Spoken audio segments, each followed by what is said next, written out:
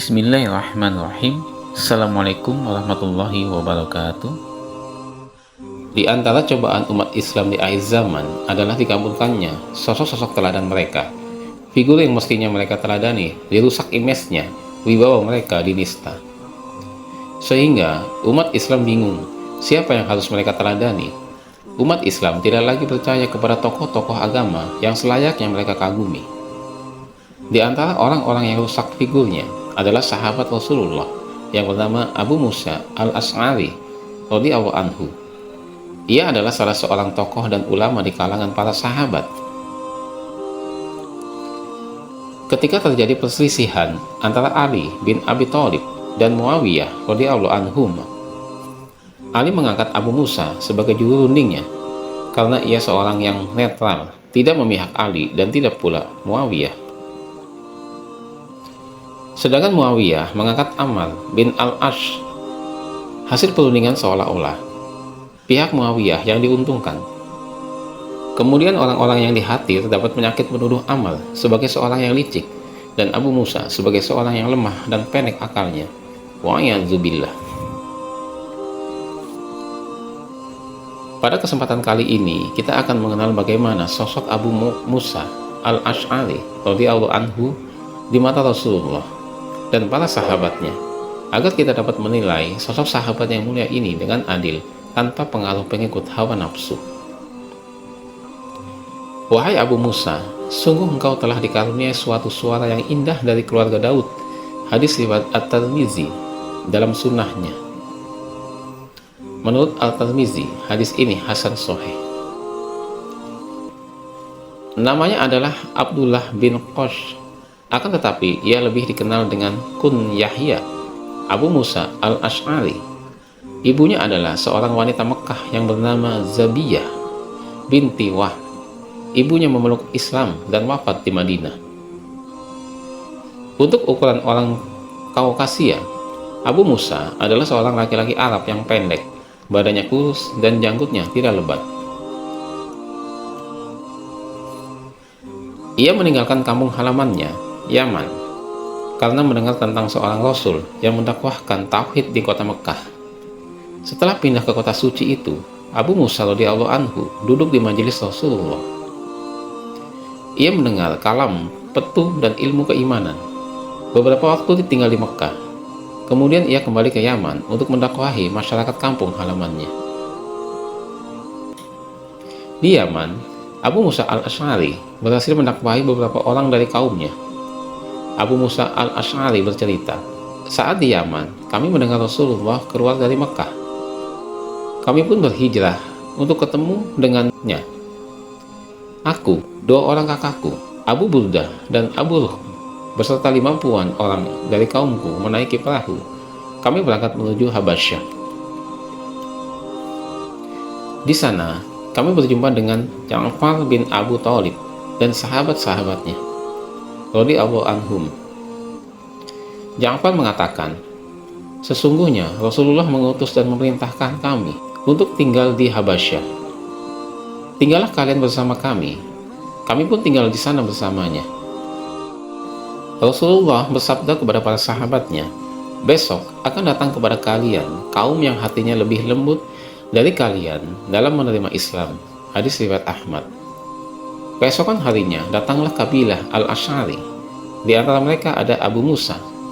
Saat sekelompok orang dari kabilah ini tengah dekat kota Madinah, mereka bersyair. Esok kita bertemu dengan para kekasih Muhammad dan sahabat-sahabatnya. Setibanya di Madinah, mereka bersalam-salaman. Ada yang mengatakan, inilah pertama kalinya tradisi salam-salaman dilakukan saat pertama berjumpa. Inilah budaya Arab, tradisinya kabilah Al-Asy'ari. Mereka terbiasa bersalaman saat pertama berjumpa. Orang-orang Romawi yang mempengaruhi Eropa dan sebagian wilayah Asia tidak melakukan hal ini. Sedangkan Persia, mereka bersujud ketika bertemu rajanya. Tradisi salam-salaman ini pun dilanggengkan dalam syariat Islam.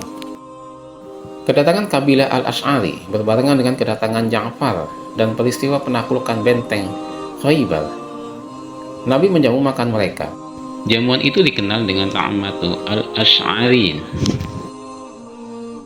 Abu Musa mengatakan, kami bertemu Rasulullah bersamaan dengan penaklukan Khaybar. Beliau memberi kami ghanimah.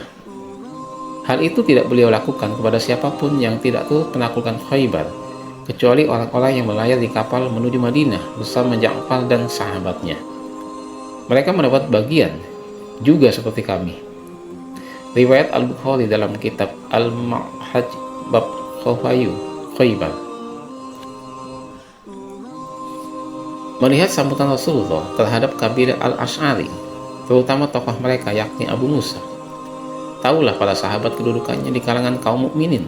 Secara pribadi, Abu Musa sendiri adalah seorang yang faqih, bijak, dan cerdas, sehingga memang selayaknya ia dihargai. Di masa berikutnya, Abu Musa menjadi ulama di kalangan para sahabat. Ia berfatwa dan memutuskan perkara Rasulullah, mengangkatnya sebagai pemimpin di sebagian wilayah Yaman, Zabid, dan Ad. Umar bin Al-Khattab radhiyallahu anhu menjadikannya pemimpin di Basrah, dan Utsman bin Affan radhiyallahu anhu mempercayakan wilayah Kufah padanya. Rasa cinta dan kasih Rasulullah kepada Abu Musa beliau tunjukkan saat mendoakannya ampunan dan masuk ke dalam surga. Ya Allah, ampunilah dosa Abdullah bin Qash atau Abu Musa. Masukkanlah ia pada hari kiamat di tempat yang terpuji. Hadis riwayat Al-Bukhari dan Muslim. Asy-Sya'bi mengatakan, hakimnya umat ini ada 4 orang: Amr bin Al-Ash, Ali bin Abi Thalib, Abu Musa, dan Zaid bin Sabit. Thariq Dimashq. Maksudnya adalah orang-orang bijaksana keputusannya. Jika memutuskan suatu perkara, hasilnya bisa diterima, tepat, dan benar. Asy-Sya'bi juga mengatakan, ahli fikih dari kalangan sahabat Muhammad ada 6 orang: Umar, Ali, Abdullah bin Mas'ud, Zaid, Abu Musa, dan Ubay bin Ka'ab. Hasan al-Basri mengatakan, tidak seorang pengendara kuda yang datang ke kota Basrah yang lebih baik dari Abu Musa al-Asy'ari. Abu Musa radhiyallahu anhu adalah seorang ahlul Quran. Ia menghafal, memahami, dan mengamalkannya. Jika ia membaca Al-Quran, suaranya begitu syahdu dan meresap ke jiwa, seakan ruh di dalam badan beristirahat dengan tenang. Suatu malam, Rasulullah mendengar Abu Musa radhiyallahu anhu melantunkan ayat suci Al-Quran. Beliau takjub dengan keindahannya. Rasulullah menggambarkan keindahan suara Abu Musa ketika membaca Al-Quran dengan sabdanya, wahai Abu Musa, sungguh engkau telah diberi salah satu seruling keluarga Daud. Hadis riwayat Bukhari dan Muslim. Mungkin ada yang bertanya, apa yang dimaksud dengan seruling keluarga Daud? Apakah keluarga Daud memainkan alat musik seruling dan suara seruling itu seperti suara Abu Musa? Syekh Muhammad bin Shalih Al-Utsaimin rahimahullah menjelaskan makna hadis ini. Daud alaihissalam diberi wahyu oleh Allah berupa Az-Zabur. Nabi Daud melakukan bacaannya. Beliau memiliki suara yang indah sampai-sampai gunung-gunung dan burung-burung bertasbih bersamanya. Mereka berbaris menikmati indahnya bacaan beliau ketika membaca Az-Zabur. Inilah makna sabda beliau. Anda bisa bayangkan, gunung-gunung dan hewan menikmati keindahan suara Nabi Daud ketika membaca Az-Zabur. Kemudian Nabi menyebut bahwa Abu Musa mendapatkan sebagian dari keindahan suara itu. Masya Allah. Apabila Umar bin Al-Khattab bertemu dengan Abu Musa, maka ia meminta Abu Musa untuk melantunkan Al-Quran. Beliau berkata, buatlah kami rindu dengan Rabb kami, wahai Abu Musa. Inilah bacaan Al-Quran yang terbaik, yang membuat seseorang bertambah rindu, cinta, dan takut kepada Allah. Yaman, di zaman Umar bin Al-Khattab, Abu Musa diangkat menjadi gubernur Basrah. Penduduk Basrah yang terkena pembangkang pun tidak memberontak kepada Abu Musa. Kemudian Utsman bin Affan radhiyallahu anhu menjadikannya gubernur Kufah. Al-Aswad bin Yazid mengatakan, Aku tidak pernah melihat dari kalangan sahabat Rasulullah yang lebih berilmu dari Ali dan Abu Musa. Setelah mengetahui ini, bagaimana mungkin kita menuduh seorang yang ditunjuk oleh Rasulullah, Umar, dan Utsman sebagai seorang yang lemah? Berkali-kali pemimpin yang luar biasa itu menunjuk Abu Musa sebagai wakil mereka. Bahkan, Umar memberi tugas khusus kepada hakim. Umar mengakui keadilan dan kecerdasannya dalam memutuskan perkara. Di masa tuanya, Abu Musa al-Asy'ari radhiyallahu anhu semakin giat beribadah, sampai-sampai orang-orang menasehatinya agar kasihan terhadap dirinya sendiri. Diriwayatkan dari Soleh bin Musa at-Tulhi, dari ayahnya, ia berkata, akhir usia sebelum wafat Abu Musa al-Asy'ari, ia isi dengan bersungguh-sungguh beribadah. Orang-orang berkata padanya, sekiranya engkau menahan dan tidak memporsir dirimu.